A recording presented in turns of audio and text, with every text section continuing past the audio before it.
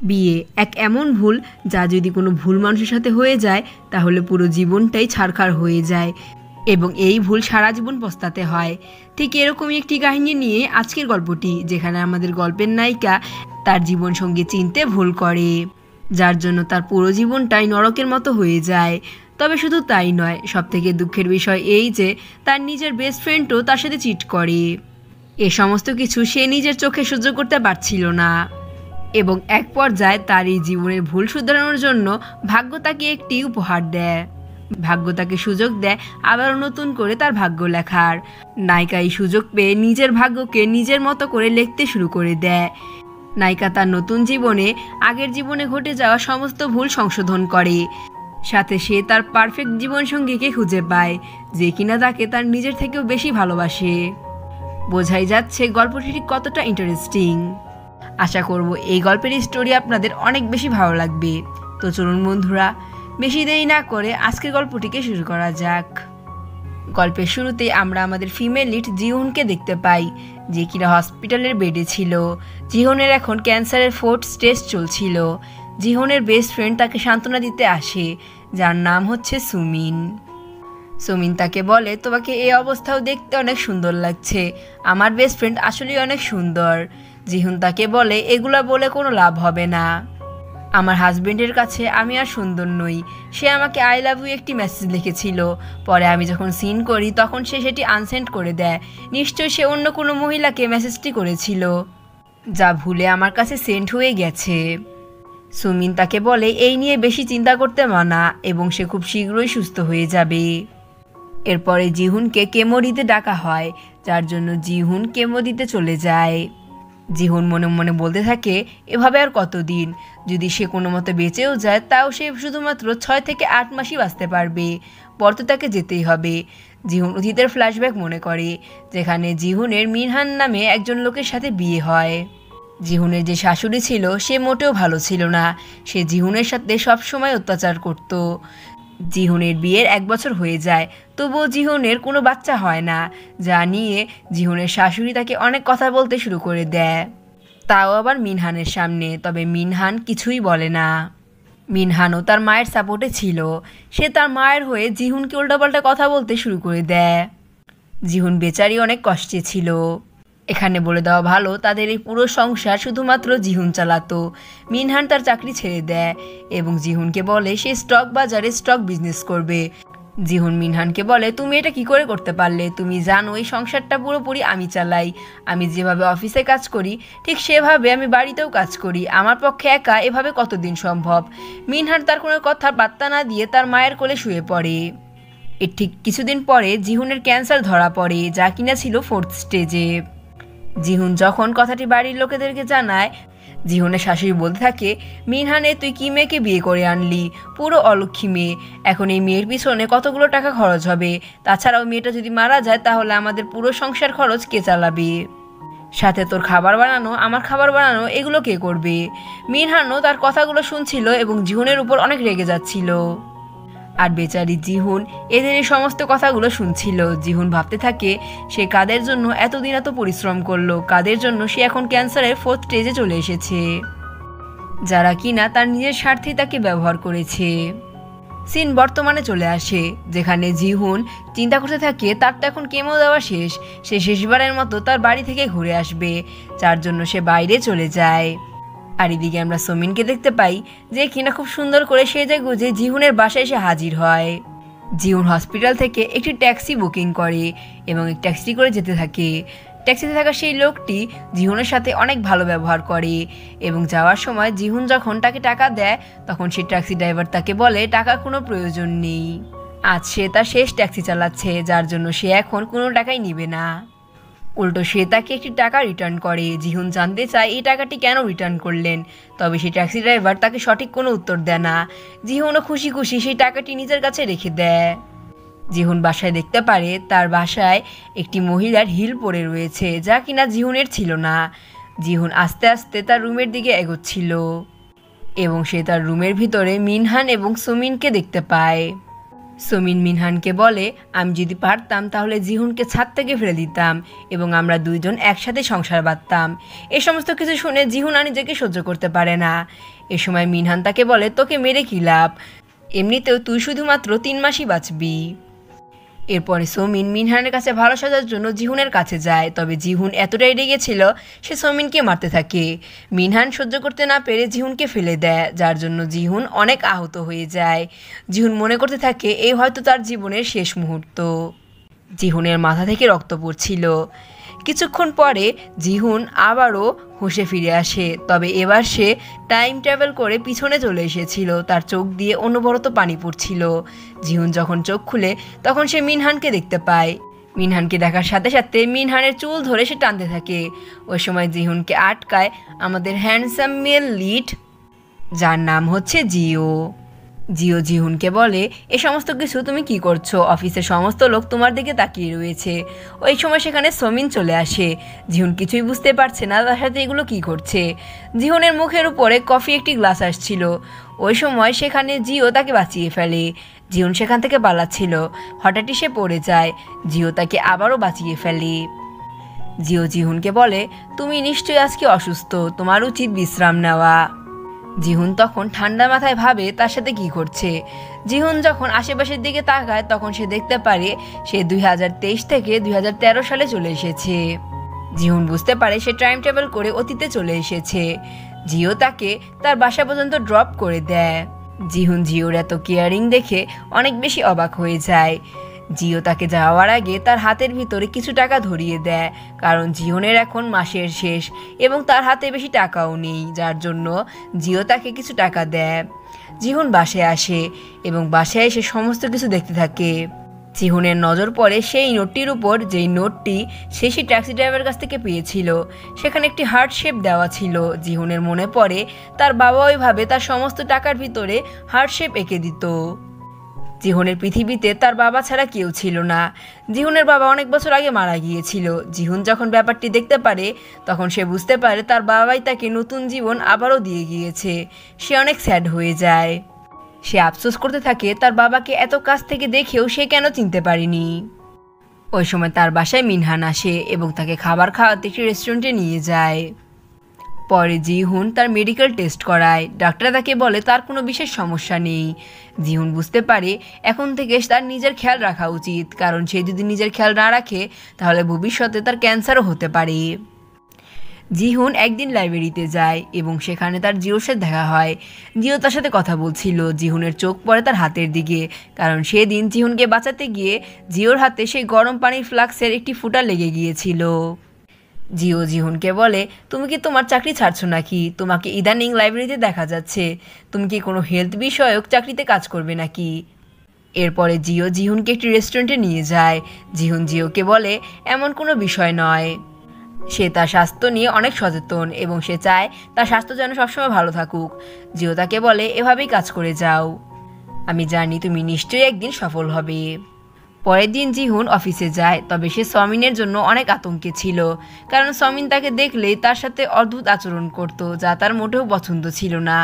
সমিন তাকে বলে, তুমি কেন এতদিন আমার সাথে কোনো কথা বলোনি? জিহুন তাকে বলে সে অনেক অসুস্থ ছিল, যার জন্য সে তার সাথে কথা বলতে পারেনি। জিহুন সমিনকে বলে, আমি কালকে একটি খবর পড়েছিলাম যেখানে লেখা ছিল একজন মেয়ের ক্যান্সারের 4th স্টেজ চলছিল এবং তার বেস্ট ফ্রেন্ড তার সাথে চিট করে তার হাজবেন্ডের সাথে অ্যাফেয়ার চালাচ্ছিল। সমিন বলে, এ আবার কেমন মেয়ে? নিশ্চয়ই মেয়েটা অনেক খারাপ। আমি তো তোমার জন্য জীবনও দিতে পারি। এ কথাগুলো শুনে জিহুনের সেদিনকার কথা মনে পড়ে যায়। তাই সে সমিনের সাথে কথা না বলে সেখান থেকে সমিনকে ফেলে রেখে চলে যায়। জিহুন বুঝতে পারে সে যদি কোনো কিছু পরিবর্তন করতে চায় তাহলে তাকে তার ঘটে যাওয়া সেই জিনিসটি অন্য কারোর মাধ্যমে করাতে হবে, তাহলে এটি সম্ভব।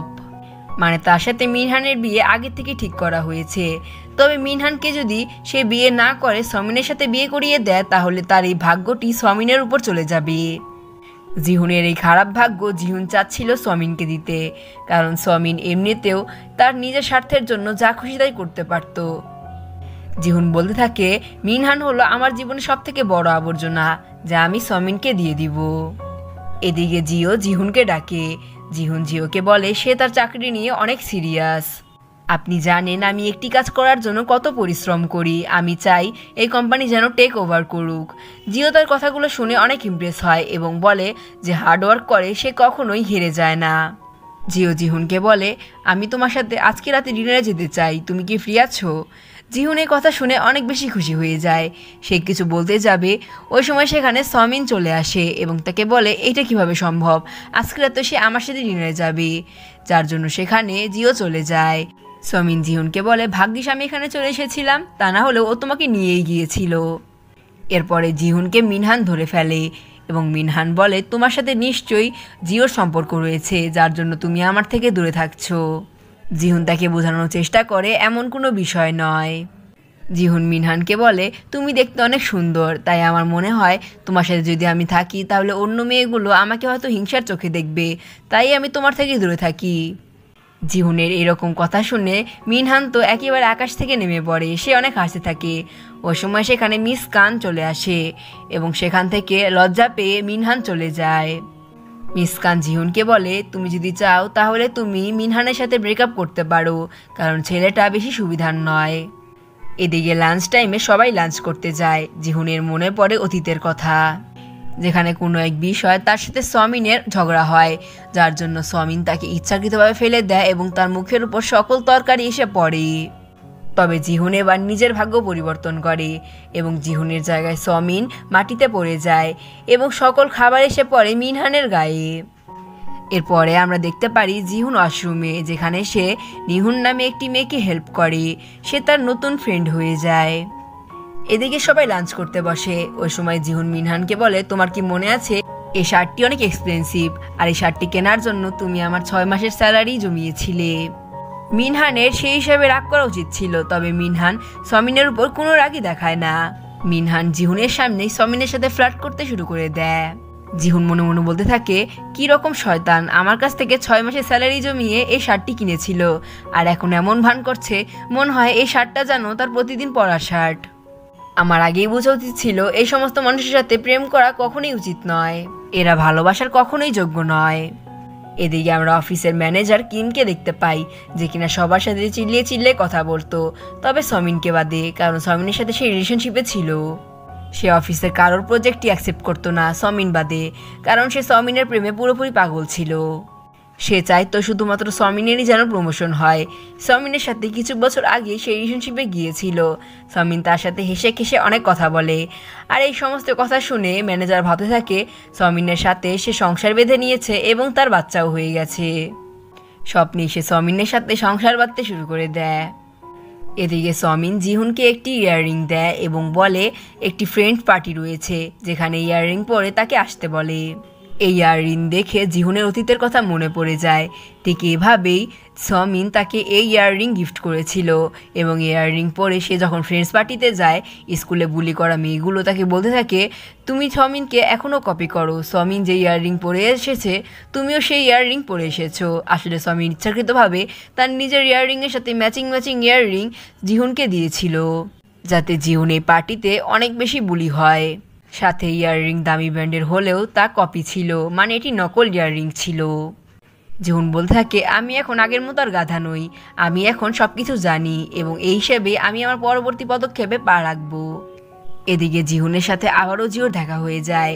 জিও জিহুনকে বলে, এই ইয়াররিংগুলো তুমি মোটেও পরো না, এটি সম্পূর্ণ কপি, এটি পড়ে গেলে ফ্রেন্ডস গ্রুপে তুমি সবার সামনে বুলি হবে।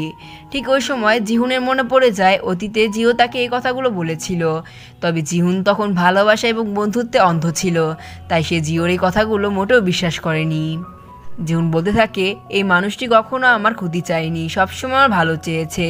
জিহুন জিওকে বলে, আপনি কোনো টেনশন করবেন না, আমি পার্টিতে খুবই ইউনিকভাবে এন্ট্রি নিব, সবাই বুঝতে পারবে স্কুল লাইফে যে মেয়েটিকে তারা বুলি করতো সেই মেয়েটি এখন বর্তমানে কী পজিশনে রয়েছে।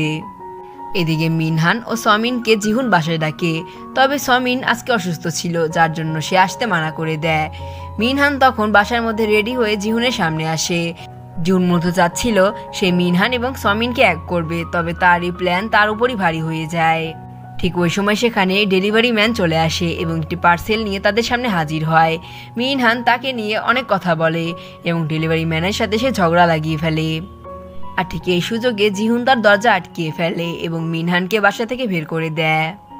এদিকে আমরা জানতে পারি এই ডেলিভারি ম্যানটি আর কারণ নয় বরং জিওর ফ্রেন্ড ছিল, যে কিনা জিওর কথা মতো এখানে এসেছিল সঠিক টাইমে, যাতে জিহুনের কোনো বিপদ না হয়ে যায়।